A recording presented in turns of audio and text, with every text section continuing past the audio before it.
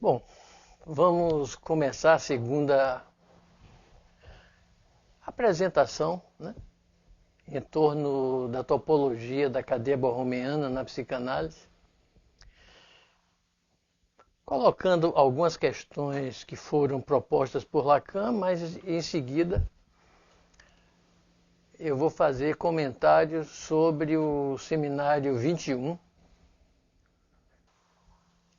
o Le Non-Dit R em francês, né? E que foi traduzido no Espaço Mébius por Os Não Tolos Vagueiam. Poderia ter uma outra tradução, mas essa eu acho que é mais adequada. Essa importância da cadeia borromeana, quando Lacan a introduziu para a psicanálise, ele fez em torno de 1972, nesse seminário 21. Eu vou chamar a atenção algumas vezes, porque embora ele tenha apresentado essa estrutura 2 seminários antes, o PIR, seminário de 19, e comentou algumas coisas no seminário 20, ou mais ainda, o Encore em francês. Eu vou insistir de que foi a partir desse 21, os não tolos erram, né, que ele começou a dar uma consistência maior desse instrumento para a psicanálise. E é sobre isso que eu vou comentar nesse trabalho que nós estamos desenvolvendo, porque eu acho que quando Lacan introduziu essa topologia borromeana na psicanálise,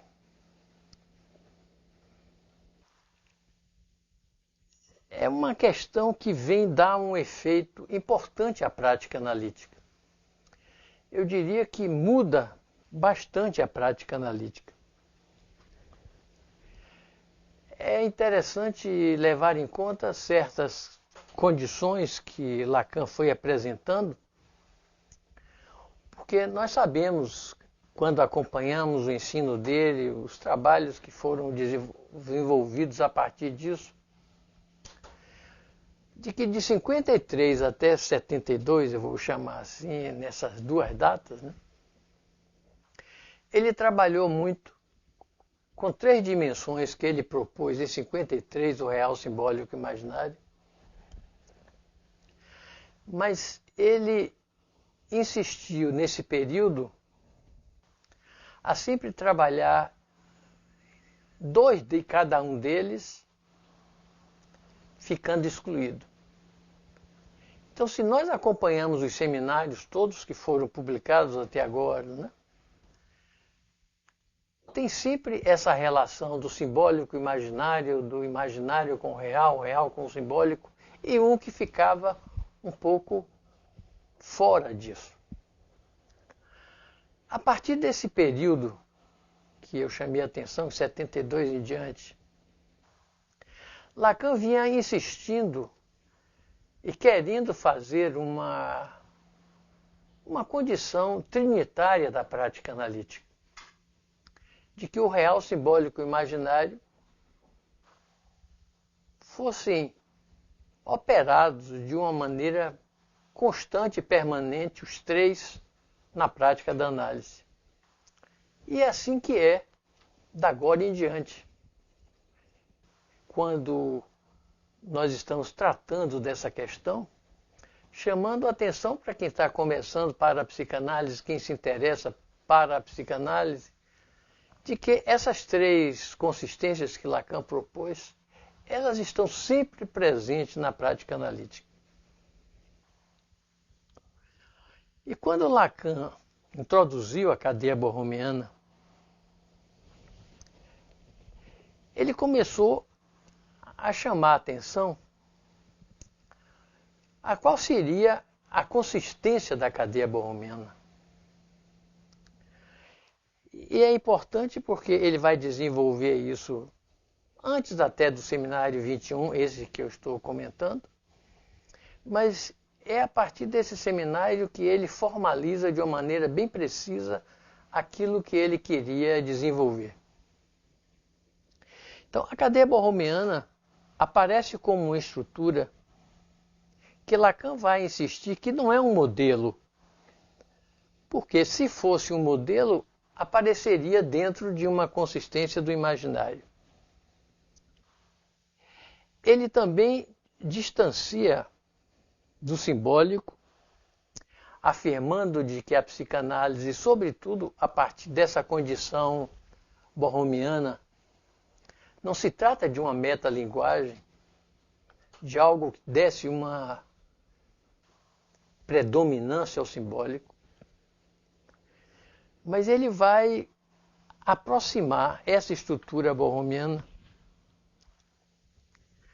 a partir dessa condição que ele define assim como é um, né? A estrutura, ele fala um porque ele chama de início nó borromeu, mas é uma estrutura a partir de três. E é importante considerar essa questão do um, porque é como se fosse uma condição de unificar a estrutura borromiana, e o 3, que é a dimensão que ele atribui ao real. O simbólico seria 1, imaginário 2 e 3 o real. Ele vai afirmar daí em diante que o nó borromeu, como ele chamou muitas vezes e continuava chamando, mas é uma cadeia, a cadeia borromiana, é uma estrutura com uma consistência do real.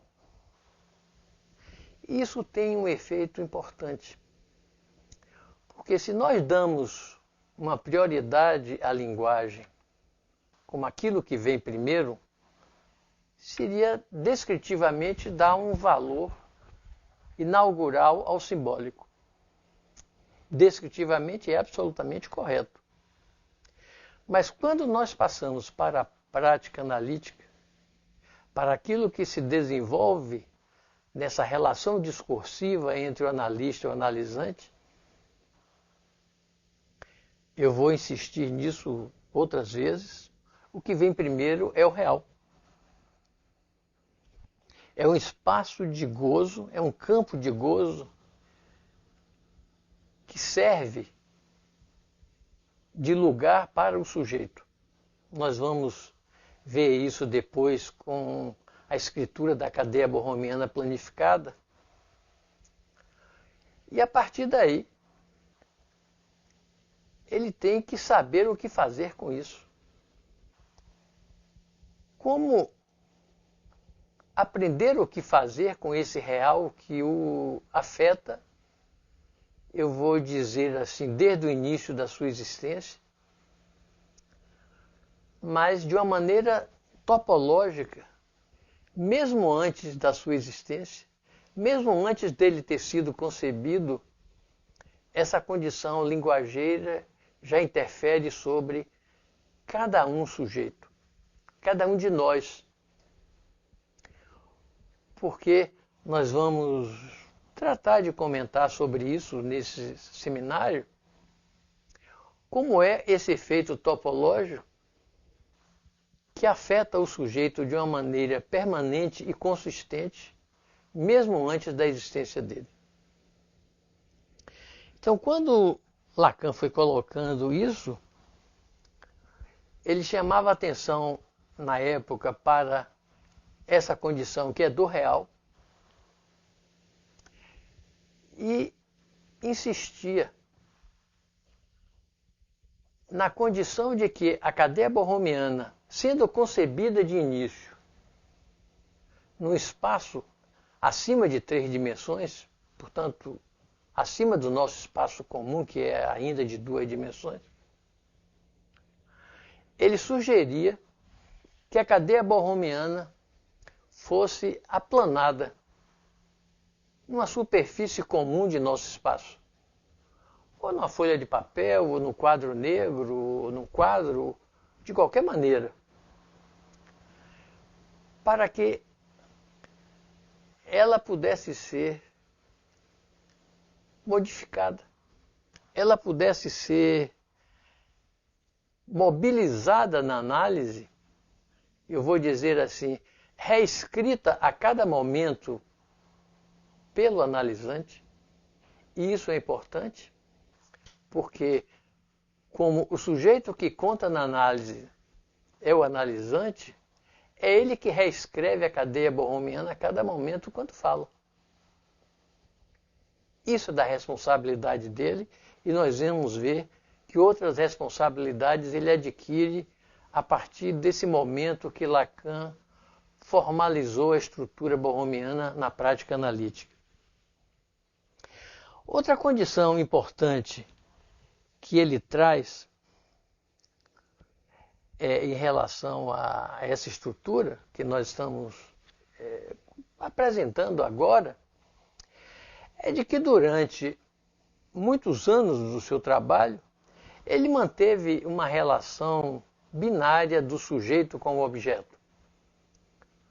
Sobretudo, a partir daquela concepção que ele desenvolveu e que marcou muito a prática da análise, quando ele estabeleceu a relação do sujeito com o objeto e deu uma nomeação de fantasma.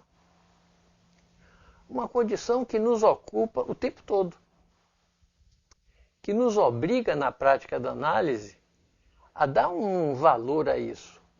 E ele insistia nessa questão do fantasma durante muito tempo. Era uma relação binária, era uma relação do sujeito e objeto. Mas quando Lacan recebeu a notícia dessa condição topológica e disse que foi como uma luva para ele, o que passou a importar foi exatamente todo o trabalho que ele começou a desenvolver para reescrever essas dimensões do real, simbólico e imaginário numa condição trinitária. O que quer dizer que essas três dimensões, elas estão sempre presentes na prática da análise. Não tem como você fazer uma concepção, por exemplo, do corpo e achar que é do imaginário. Tudo bem. Quando Lacan, inclusive, escreve a cadeia borromiana, no imaginário ele coloca o corpo, que tem a ver com a superfície, com a forma, com a imagem. Tudo bem. Mas dentro dessa concepção, nós temos que valorizar uma outra coisa. É que há um corpo do simbólico e há um corpo do real. E isso tem que ser valorizado na prática analítica. Porque não é só a superfície, a forma e a imagem.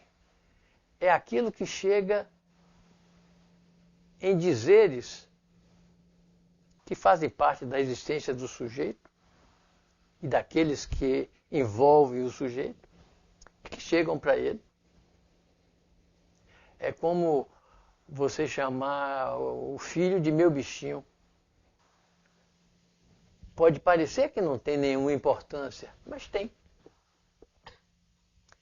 É porque nós não sabemos o efeito daquilo que é falado a partir do que é dito. Porque o efeito do que é falado no que é dito só vai ser avaliado a partir daquele que ouve o que é falado, na direção da qual a mensagem é dirigida. Então, de boas intenções o inferno está cheio, a gente sabe disso. É uma circulação popular nossa. Quando você fala uma coisa, você pode ter a melhor intenção. O problema é que não se sabe como é que isso é ouvido na direção daquele a quem essa frase é dirigida. Então, meu bichinho querido pode parecer uma frase sem nenhum problema, e muitas vezes pode não ter problema, mas algumas vezes tem. Porque bichinho pode aparecer como bichinha. E bichinha pode aparecer como se fosse uma ideia de que sua mãe, seu pai ou alguém da sua família está lhe chamando de homossexual desde cedo. Você pode achar que isso não tem valor, que eu estou dizendo aqui, mas tem. Porque essas coisas acontecem. Eu já ouvi situações desse tipo. Então, quando nós trabalhamos com essa estrutura borromiana, que é uma condição de linguagem, é uma escritura composta dessas três dimensões do real, simbólico e imaginário. E como eu estou começando a apresentar essa estrutura desse trabalho que vou desenvolver até o final do ano, há uma condição importante. Eu vou apresentar essa escritura mais tarde, não vou falar disso aqui, mostrar isso aqui agora, mas mais tarde isso vai aparecer na publicação, na edição. São 3 anéis que se enlaçam de uma maneira importante dentro dessa estrutura, onde um primeiro é colocado sobre um segundo, ou melhor, um segundo é colocado sobre um primeiro, tocando em 2 pontos, e o terceiro vem fazer o enlaçamento ou o enodamento, como podemos também dizer. Quando observarem essa estrutura, nós já conhecemos isso muito, porque é um trabalho que desenvolvemos no Espaço MEB já há bastante tempo e uma grande parte da psicanálise hoje está envolvida com isso. Eu diria assim, esses anéis não podem se desfazer. Eles não podem mais se separar a partir daí. São questões que eu vou insistindo, porque até Lacan, algumas vezes, nesse seminário e em outros que vêm em seguida, ele comenta a possibilidade de que a cadeia borromiana se desfaça e se reconstrua. Mas eu vou insistir que não é uma boa ideia quando se coloca assim. Porque se a cadeia borromiana se desfaz, a estrutura que serve de lugar para o sujeito habitar se desfaz. E o sujeito desaparece. Porque como o sujeito da psicanálise não é um ser humano, não é um indivíduo. O sujeito da psicanálise é uma função. Então, se ele sai dali, se fosse possível fazer uma reestruturação borromiana, não seria mais ele. Seria outro. É claro que o sujeito se modifica. É claro que ele se altera a cada momento. Mas há uma identidade que tem que ser levada em conta. Há um que tem que ser levado em conta naquele momento. Então, nessa estrutura borromiana, nós vamos ver isso. No centro dela, no coração dela, é um espaço absolutamente indestrutível. Ele se mantém sempre. Agora, isso que Lacan coloca, que outros colegas colocam, e todos nós temos um acompanhamento disso, na parte extensiva da cadeia borromiana, ela pode se partir. Ela pode se cortar. Trazendo uma condição importante aí. É que como a cadeia borromiana é composta de 3 nós, formando essa estrutura, se nós cortamos um dos laços na extensão dele, o que é que acontece? Ele pode se estender e ir até o infinito, ligando novamente na outra ponta.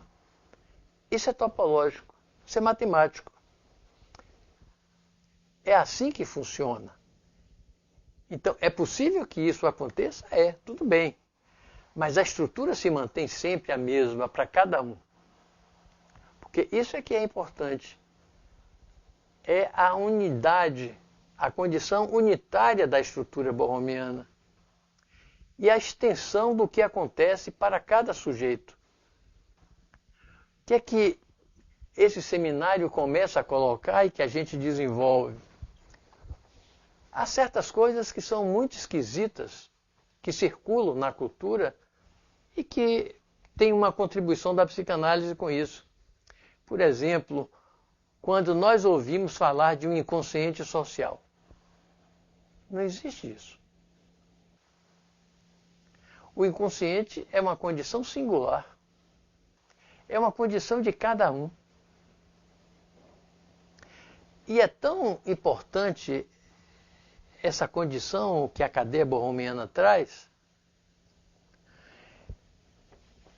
que num primeiro momento, quando Lacan apresentou essa escritura, no seminário 19, como eu falei, depois falou disso um pouco no seminário 20, mas vai dar uma consistência maior no seminário 21 em diante, ele colocou no centro da cadeia borromiana aquilo que era uma condição que ele achava que era uma invenção dele, ele colocou de início o objeto pequeno a.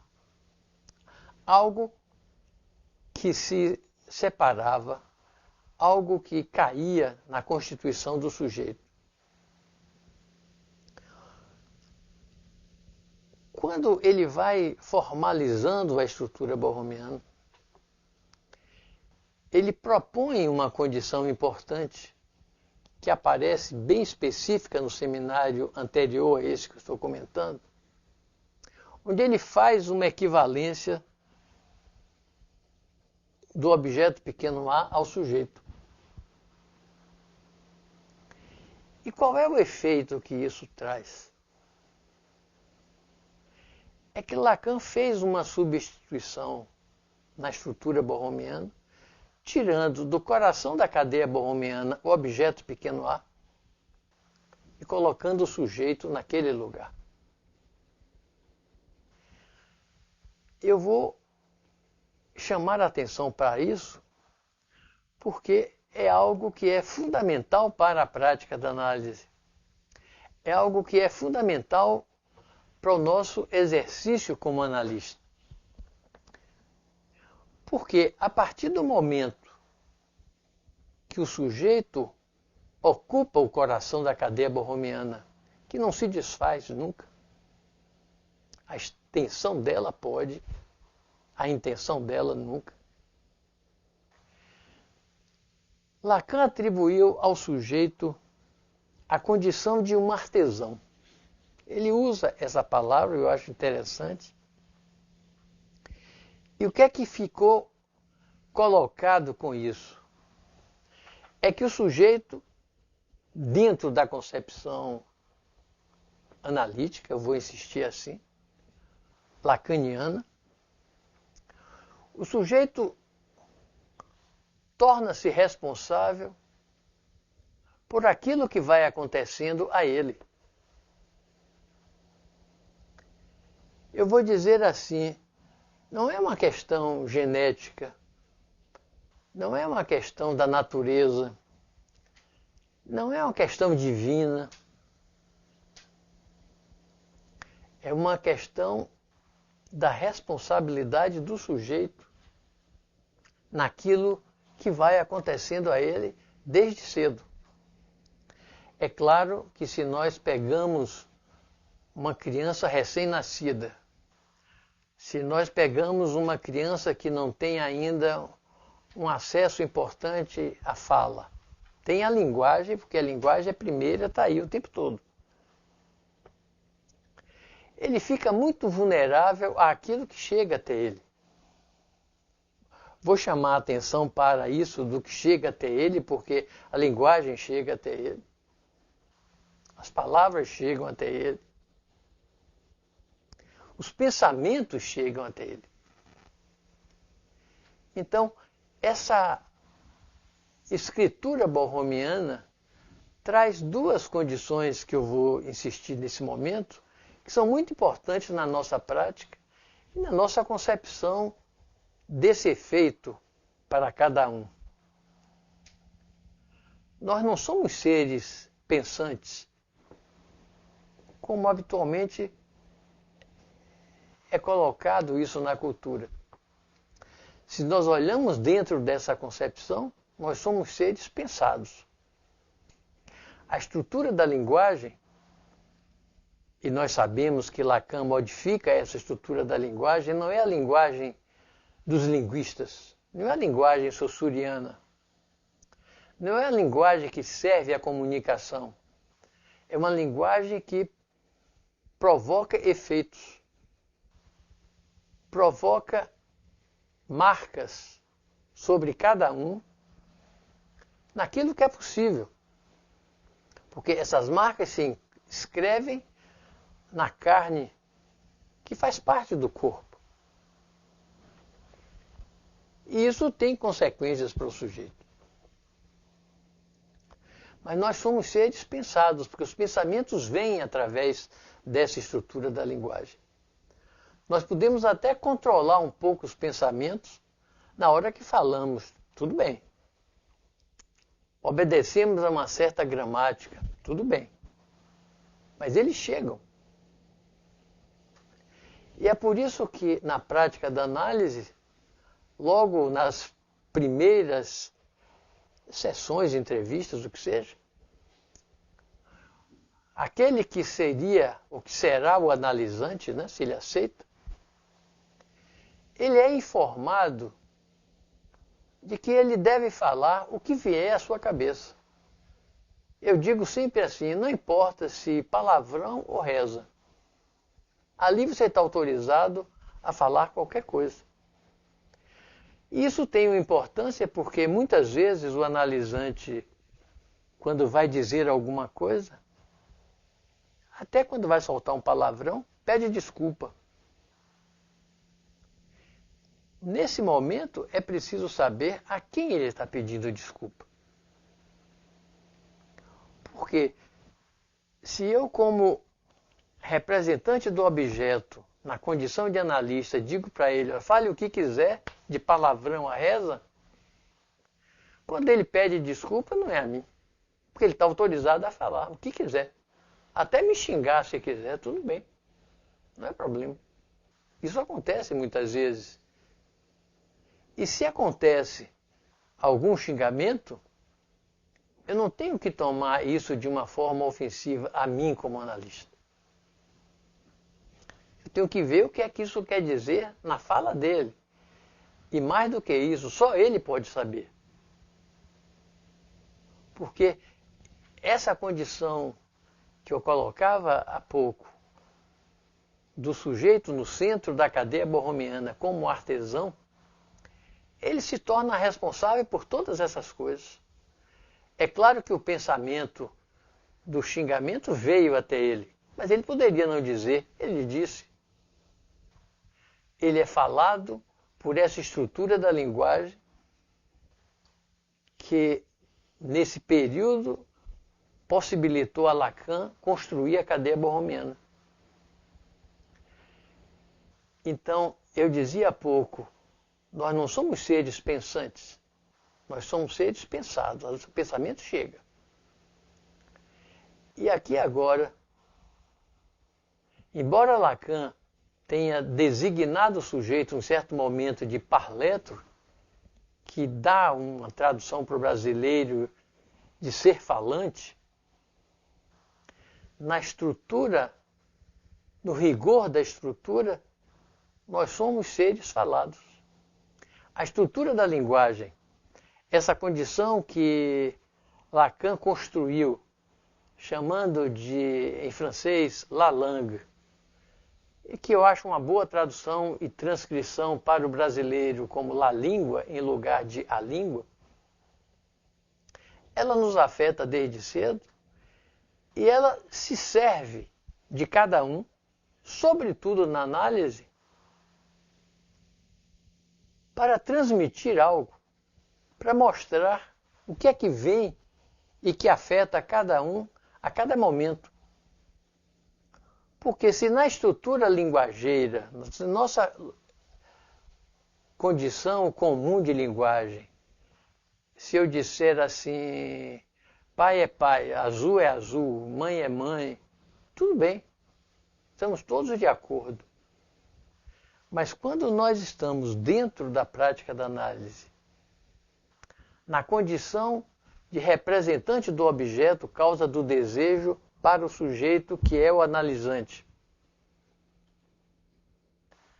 a primeira palavra não é idêntica à outra, mesmo que se repita.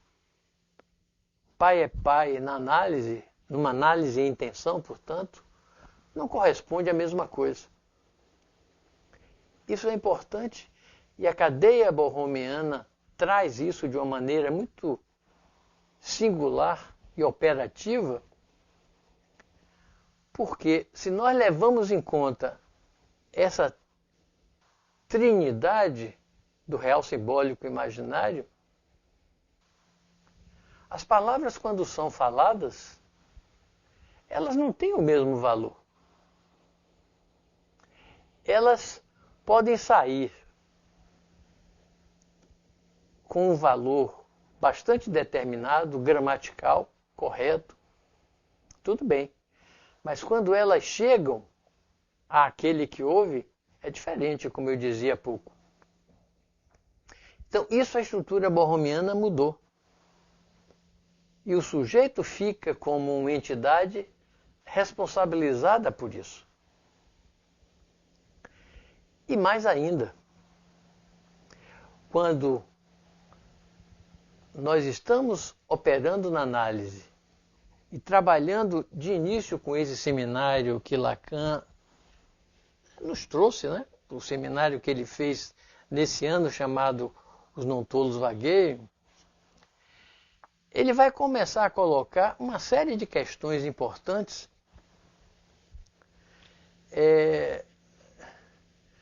que correspondem àquilo que o sujeito produz.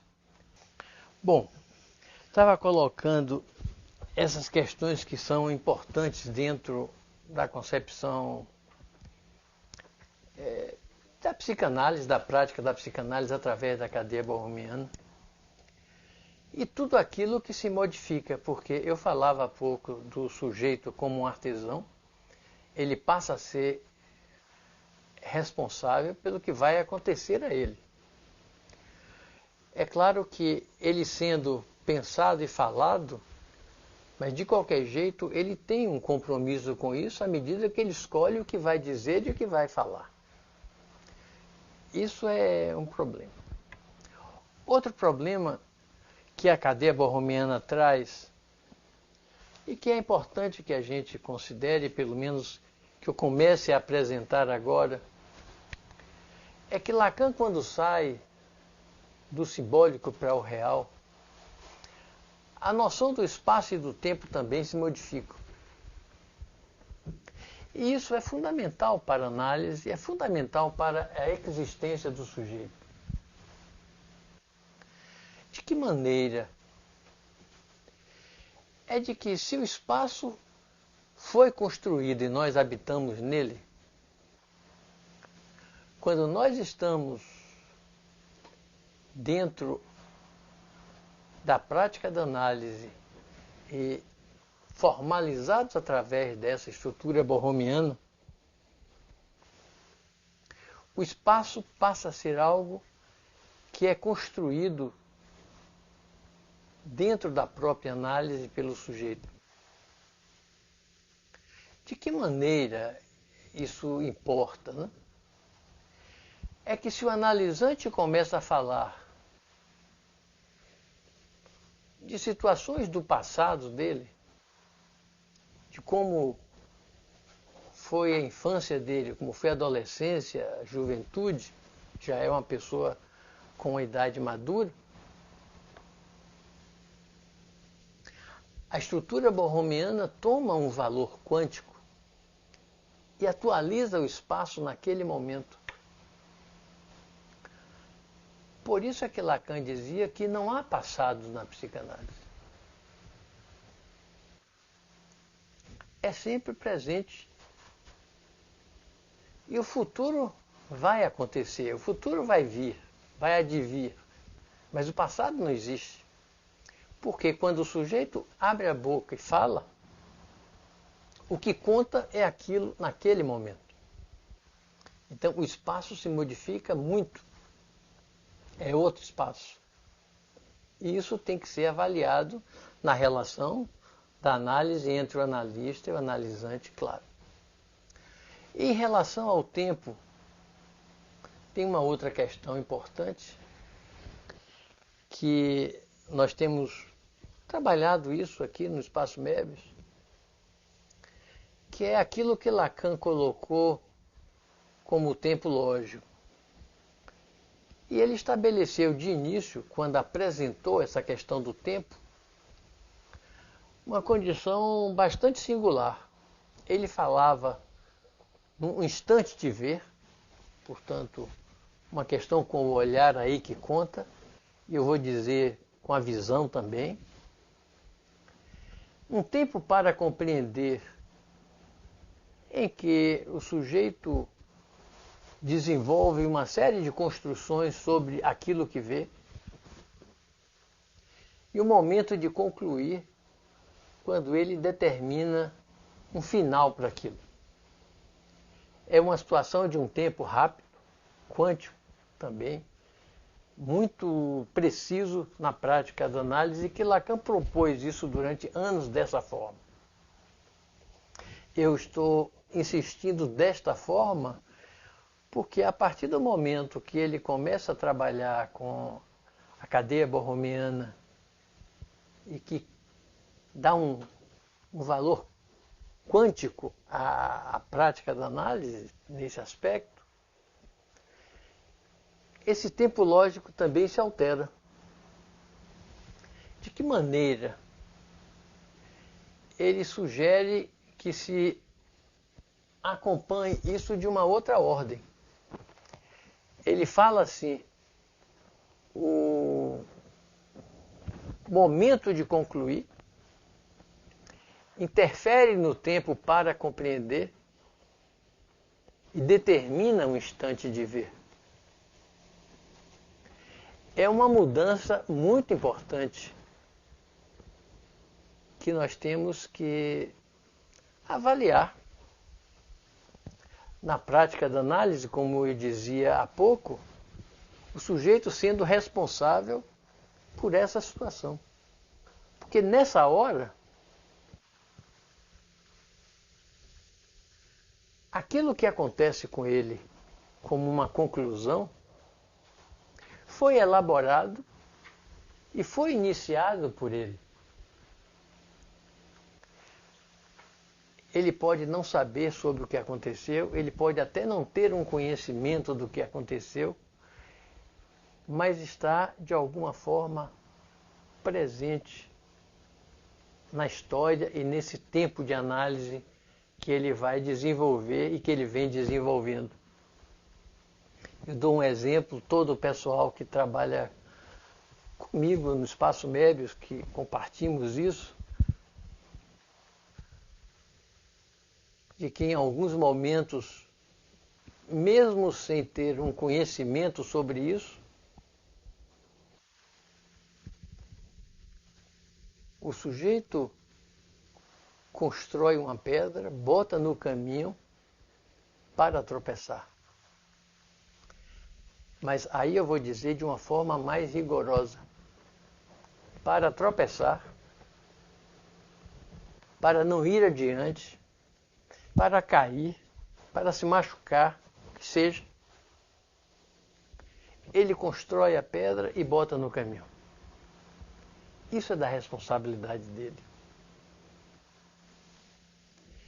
E tem muito mais coisas em relação a isso que eu vou também apresentar agora, quando nós estamos trabalhando com a cadeia borromiana, é que na escritura da cadeia borromiana, Lacan, num primeiro momento já, quando apresentou, escreve aquilo que ele chamou os três de Freud. Ele identificou os três de Freud: a inibição, o sintoma e a angústia. Quando ele descreve isso dentro da concepção da estrutura borromiana, da psicanálise, ele define isso de uma maneira muito precisa. Ele vai dizer, por exemplo, que no caso da inibição, é uma entrada do imaginário no simbólico, um enraizamento do imaginário no simbólico. E à medida que o simbólico atua, tudo vai bem. Mas tem um momento que o simbólico fracassa nisso. E nesse momento, essa penetração do imaginário no simbólico pode produzir inibição. Pode produzir uma condição que afete o sujeito, dessa maneira que eu estou falando, mas, sobretudo, é a forma com que o sujeito vai poder estabelecer esse limite na existência dele, nas relações dele, no social, no trabalho, no que seja. Não dando uma possibilidade simbólica de levar essa condição imaginária adiante. Há um limite aí, produzindo inibição. Nesses três de Freud, ele escreve a angústia falando de uma invasão do real no imaginário. Claro que quando nós trabalhamos com a cadeia borromiana, quando temos ela planificada e olhamos como as coisas funcionam, isso fica claro de que o real invadindo o imaginário causa angústia. Isso acontece a partir de uma condição, Lacan elabora assim também, de um certo limite do simbólico, de uma certa falta que o simbólico poderia interferir nessa situação binária do imaginário e do real, porque ele está presente, uma parte dele está ali, certamente que está, mas isso causa angústia quando essa possibilidade simbólica fica limitada. E mais do que isso, esse limite é uma condição que tem a ver com o efeito que o sujeito determina para ele também. Então, não é só a invasão do real no imaginário que causa angústia. É essa carência simbólica, e isso tem uma operatividade do sujeito. Mais adiante, Lacan vai falar do sintoma, os três de Freud, né? É como um efeito do simbólico invadindo o real.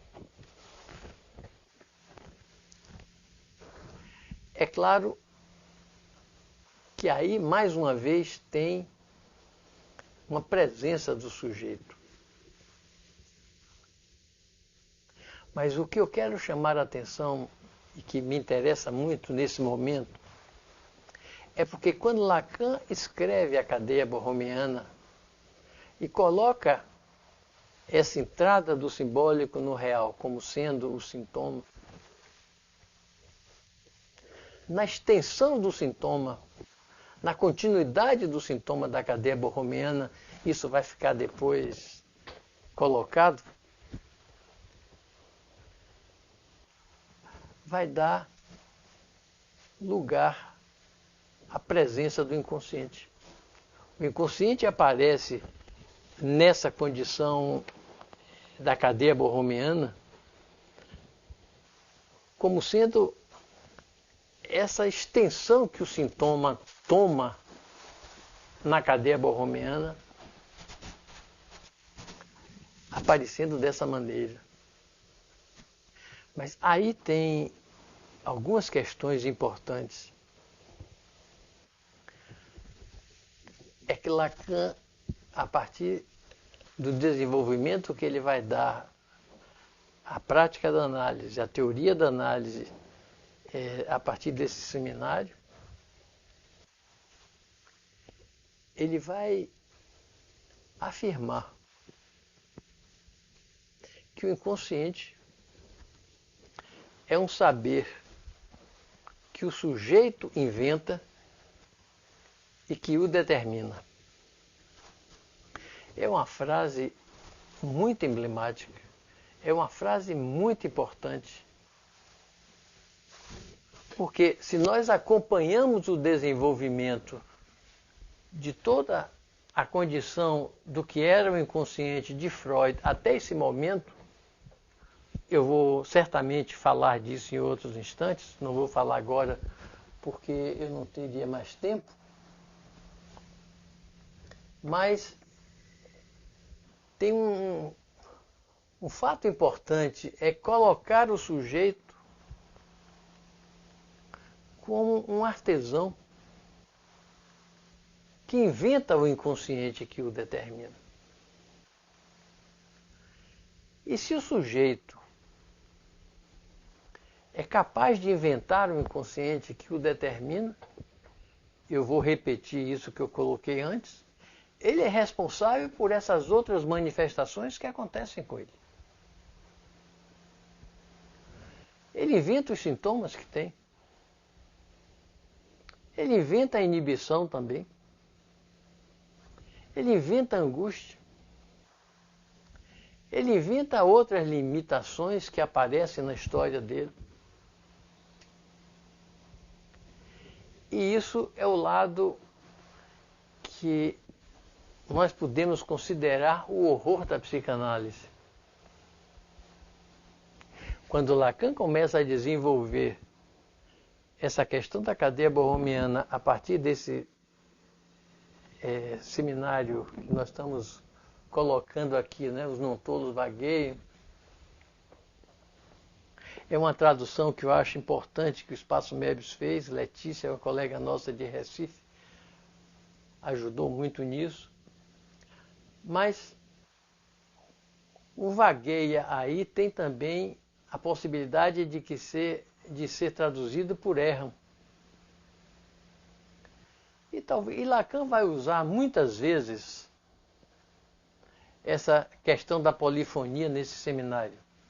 Quando nós pegamos o texto e começamos a seguir, há muitos momentos que Lacan joga com a polifonia. É importante considerar isso porque, no primeiro período, ele jogava muito com a fonética. A questão do significante tinha uma prevalência. Aqui não mais. Aqui importa a jaculação. Aqui importa a sonoridade que as palavras tomam e o efeito que ela traz sobre o sujeito.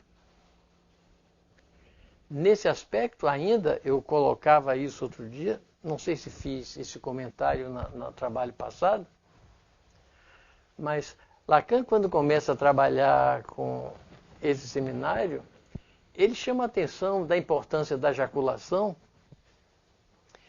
e dessa condição em que a topologia borromiana traz uma inovação importante, onde as letras podem mudar de lugar. As letras podem mudar de forma e construir novas palavras e novas frases. Porque isso é da responsabilidade do sujeito. Ele diz uma coisa, mas pode estar querendo dizer outra. E tem um limite. E nós, como intervencionistas da prática da análise, nós não vamos poder interpretar isso. A interpretação não é uma condição a ser atribuída ao analista. Foi assim durante muitos anos, tem sido assim ainda muitas vezes, achando que o analista interpreta. E eu diria, a cadeia borromiana nos obriga a colocar isso de outra forma. O analista intervém. O analista insiste muitas vezes naquilo que o analisante está falando. Tudo bem. Agora, a interpretação não é dele. Porque dentro dessa concepção borromiana e dessa concepção de gozo que está presente aí o tempo todo, afetando o sujeito,